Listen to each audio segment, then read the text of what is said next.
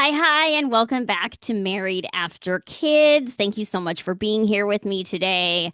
So, my family and I, we are coming off of a long weekend of barbecues, time, summer concerts, picnics, like the most idealistic summer things ever. But we also had a lot of meltdowns because the routine was off, and we let the girls stay up late to watch the fireworks, but definitely paid for it with moodiness the next day. Or spouse and I couldn't agree on what we wanted for dinner and we bickered for like 50 minutes. So we had an amazing weekend, but we say that amazing weekends come with moody kids and bickering over trivial things and everything in between.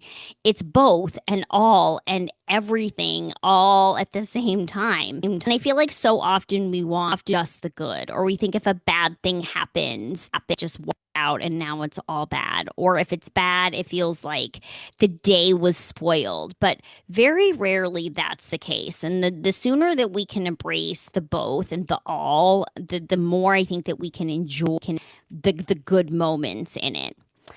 But this isn't to talk about today at all. Today I'm diving into a topic that when I say it matters in marriage, I feel like that's an understatement. Like it really, really matters in a marriage. It makes you feel that your spouse cares about your feelings, feels you that things can improve. It proves trust. It takes accountability. It shows growth and creates emotional safety. I could go on and on. Have you guessed the tool yet? Cool. Well, today I am talking about the apology, the tool of apology. I know that when my spouse gives me a really great apology, I feel seen. I feel cared for. I feel like he gets me and he wants to get me. And when you don't get an apology, like when I don't get an apology, I feel like I'm alone. I feel like he doesn't care about my feelings or how happy I am. And I just feel like I feel disconnected. So this tool can be a make or break tool, if you will. And I find that most people are pretty bad at it. Honestly, even I have been so bad at apologizing for multiple reasons that I'll go into in today's episode. But overall, this episode is going to be more about the barriers that get in the way of giving or getting an apology and what you do to get around them, because getting around them is really, really important to having a strong marriage. First, we have today's Married After Kids shout out. So, this shout out comes from one of my clients, whom I'm not going to name, but who's using my US system.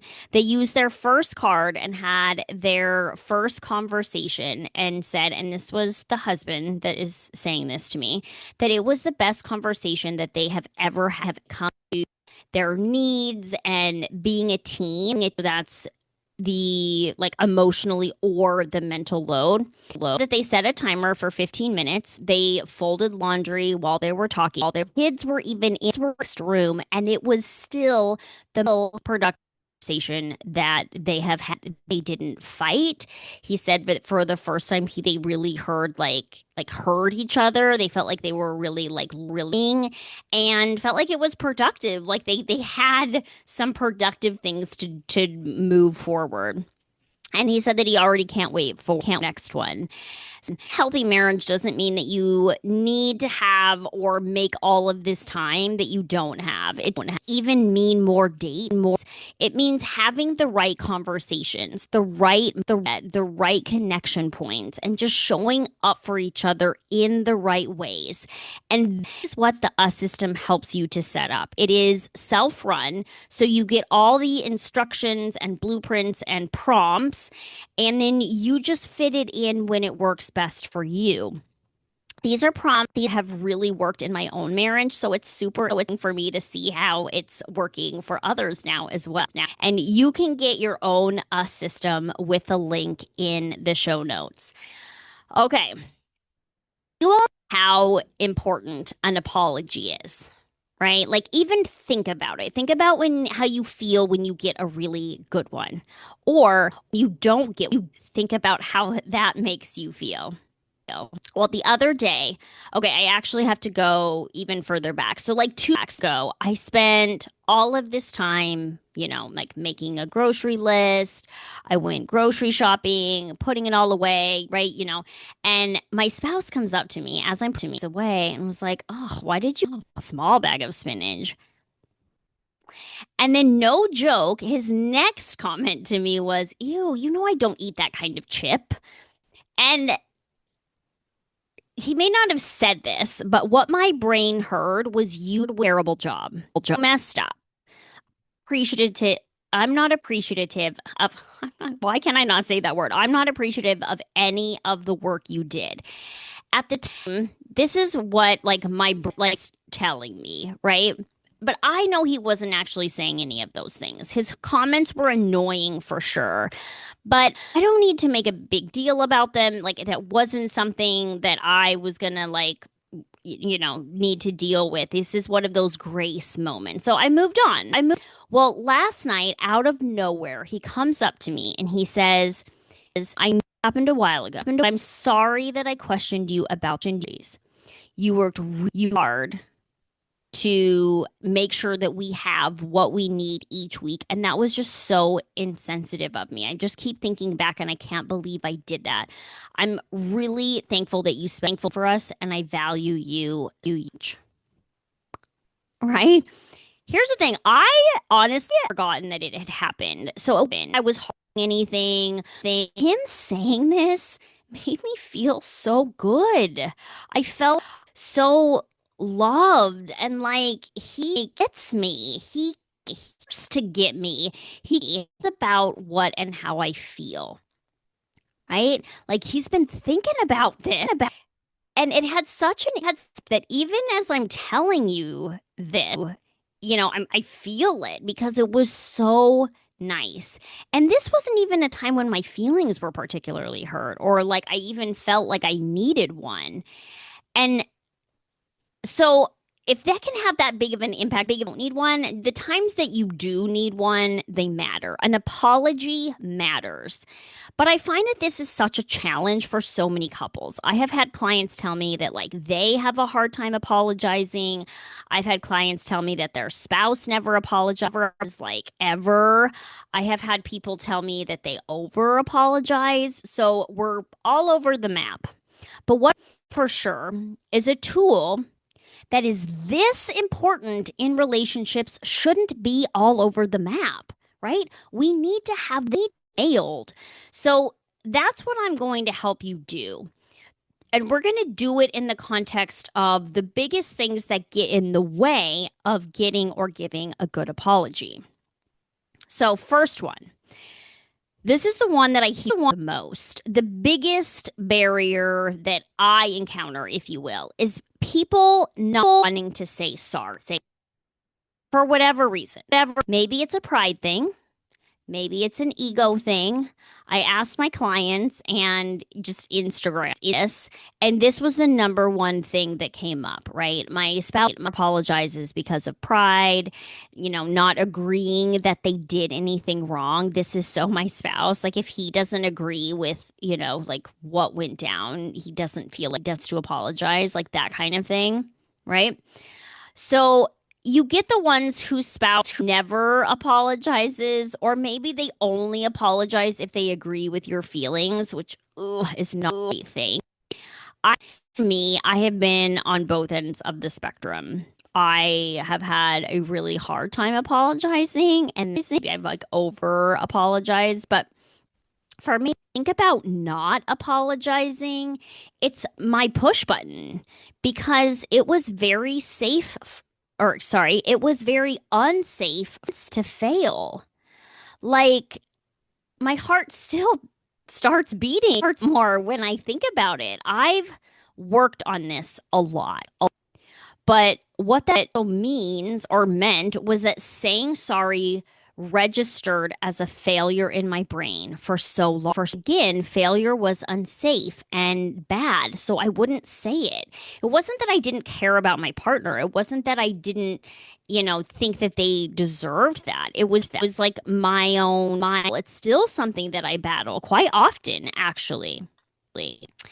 Um, I know that there are so many other elements that this could be for people, right? Like, sorry can be interpreted as losing face or admitting inferiority. No matter how ridiculous this sounds, this is a real thing. Like, I know that saying sorry isn't actually dangerous for me, but it didn't make it easier for me to say it because it's a legit battle in my head. And if I didn't know I needed to battle it, I probably wouldn't say it ever.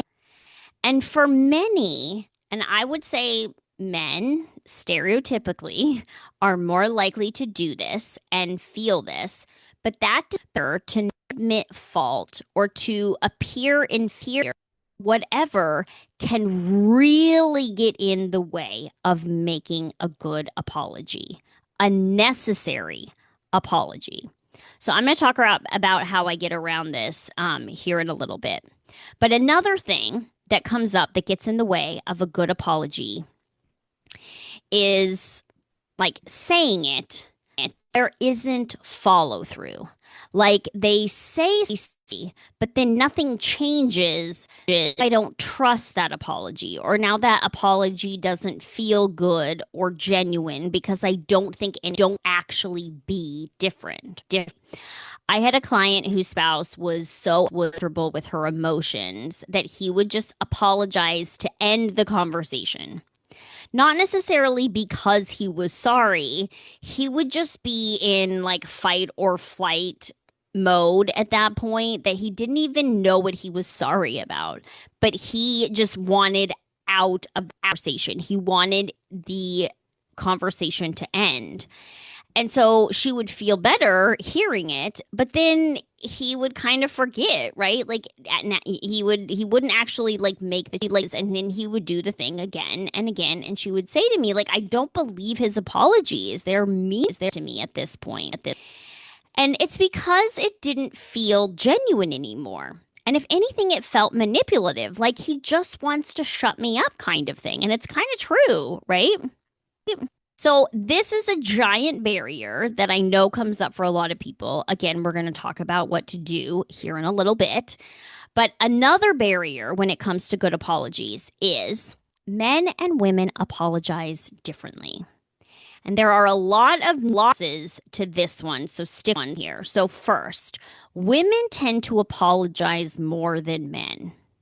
Not because they're more likely to do something that they need to apologize for, but because women tend to have a lower threshold for what counts as an offense. So they to say sorry more for the same behaviors, or they're quicker to apologize, right? Women's thresholds will click on first, saying, I need to apologize, or I need an apology. Right. And this is when you get into that battle. Like, I have had this one a million times with my else. I just need you to apologize. And he'll say, but if you knew this thing, then your opinion would change and you wouldn't need me to apologize. Because in his head, he's like, I haven't done enough to need to apologize. But my brain already needs one, right? So women have a bigger tendency to over apologize, and men have a tendency to not apologize. And this is stereotypical, of course, right? Like I just said, I even struggled to apologize. But so as I say this, I know that this isn't going to fit everyone. Ever think about it in your age. Are you quick to apologize? Do you only apologize when you agree? Do you never apologize? Like, where do you fall on that spectrum? And another difference between men and women stereotypically is that men and women actually apologize differently. So, women are more likely to use what they call comedic apologies. These kind of apologies have more of like a relationship focus with a goal to restore connection, right? The goal is to single like care. The goal is to signal other person's feelings and reaffirm the value of the relationship. So, like, what do I mean by this? Here are some examples. Like, I hate that I made you feel that way. That's not how I want to show up for us. Or we've been off lately and I know that I've contributed to that. I want us to feel close again. Or I realize when I shut down, it makes you feel alone. I'm sorry if I'm away when you needed me, right? That kind of thing. Men, on the other hand, are more likely to use what we call agentic apologies.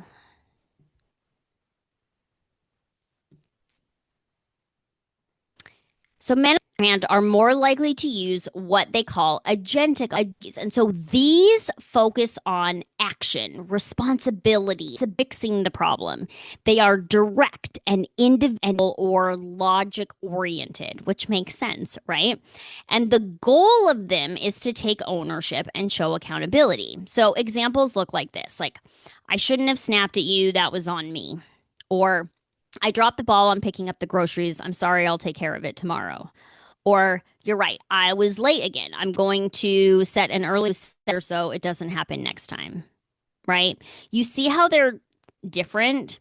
The funny thing is, the research shows that we prefer to hearing apologies the way we give them, which I guess isn't so funny, but it's just usually then what we're getting is the opposite of that. Like, women tend to like when their male spouses give communal apologies, while men prefer to hear prophetic apologies. And here's the problem with this is we are saying the one we want, but we're the ones that we don't, or that we don't feel it as genuine, as sincere, if that makes sense. And honestly, both of these apologies can play a role. But in one study, what they found is that when women heard apologies with legitimate language and men with communal language, they were perceived as more sincere, competent, and interesting, right? And so this is why so often you'll apologize and your spouse is still mad because maybe they didn't hear what they were looking for. Right? Like, I'll give an apology of I care about your feelings, and what my spouse needs to hear is I messed up. You see that? So, first of all, you have to know that there is a difference in apologies and that one doesn't equal another. I feel like it's one thing to say that, but it's another thing when you have apologized and your spouse still doesn't think you're enough, or when you need an apology and are just so let down by what you get, right? But this makes sense. The research shows that the way that you get around this is that you're really good at combining both strategies. So you apologize, we basically want to use both versions, best of both worlds, and people will feel satisfied. What does this look like? So here's an example. I know I hurt you when I dismissed your feelings tonight. I was overwhelmed. I didn't respond well, but that's not an excuse. I care about how you feel and I'll do better. Right? It gets at the relational part with I know I hurt you when I care about how you feel. That logistics part with I dismissed your feelings. Here's why better. Right? Okay, again, more on this in a second. The last barrier that I find when it comes to getting apology is most people don't know how to do it. Like anything with relationships, you aren't taught what makes a good apology and what doesn't, and when does one work, and on, because the research actually has a formula for what makes a good apology. I know I just talked about like the agentic and communal, but there actually is a apology formula. And I've taken that research and I've tried to make it even simpler. So a good apology has a rack. A good rack, but it's DC. I know it's the best I could do, y'all. So you express regret and responsibility, like truly sorry, I was wrong. For the A, you ignore emotions. I know that I hurt you. I know that triggers your abandonment. I know unappreciated. For the first C, you have a complete repair plan. Here's how I'll fix it. I'm going to give you some time tomorrow since I was late today. I'm going to dive into why my go to is defensiveness and try to see what comes up there, right? Whatever that ends up being. And the last C is demonstrate a commitment to change. So I'll make sure this doesn't happen again, or I'm going to work hard. I love you. I want you to help me so with this too, like that kind of thing, right? So regret, responsibility, acknowledge emotions, concrete repair plan, and commitment to change, right? Those are like the elements that you want and they also cover that communal and agentic stuff I talked about, right? It gets at both of those aspects. And overall, with any of these barriers that I've just talked about, we have to become aware of the barriers. Like, say your spouse never apologizes. One thing you do when you aren't fighting is you say, hey, I have noticed that saying sorry isn't really something that you do. Can you talk to me about that? What comes out? What gets in the way? Like, I want to understand you. Or say like, I just don't agree with what you're saying, right? Now we get to work with that. We get to say agreeing with me and acknowledging my feelings, right? Those don't have to be the same thing. You can say something like, so I think that an apology really helps me self-regulate. It helps me feel like you hear me out and care about me. I'm not asking you to agree with me, but to show that you care about me. Is there something that you work with, right? And so, and talk the components of apology and what that means most to you, right? Like, I stereotypically love the communal aspects. It matters to me. I can tell my spouse, we can practice it. And tell me how heal me apologies, and I can practice that, right? When I really one, I can tell him how much I appreciate it. And when I don't, I can get curious with what's in the way and what do we need to do about it. Just like I would want him to do when I'm not apologizing. Because what I don't want is for him to interpret that I don't care about his feelings and that I'm not doing it because I don't care about him, right? It's just not true at all. So, really resistant to apology.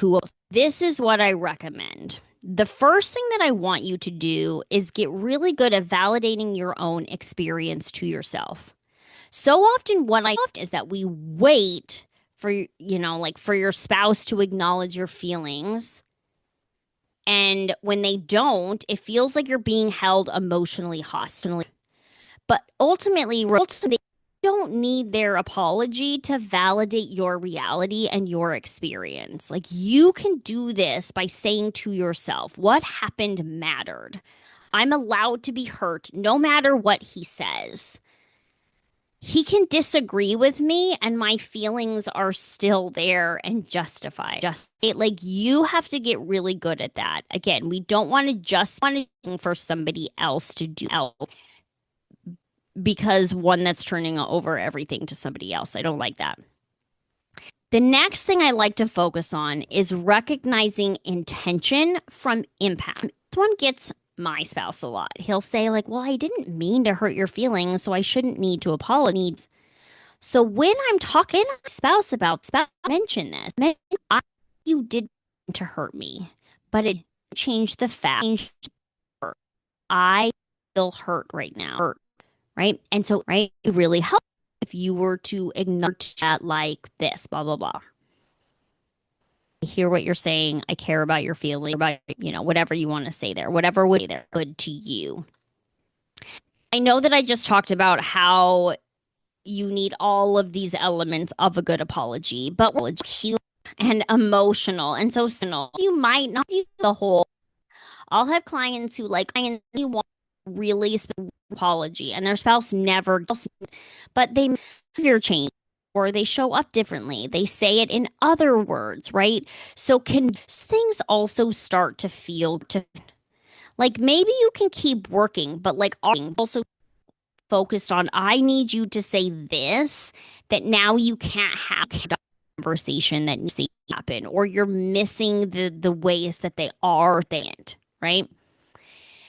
Next, I want you to do is talk about what you need, or why you need. I know you can know me. This part is really important. I know you can know me, and you care about how I care about. I know that you don't want to hurt me, wouldn't intentionally hurt me, but I am hurting. And I think it would mean a lot to me, but could let me know that you hear how I'm feeling. You care about my feelings and are there for me. Is that something you can do?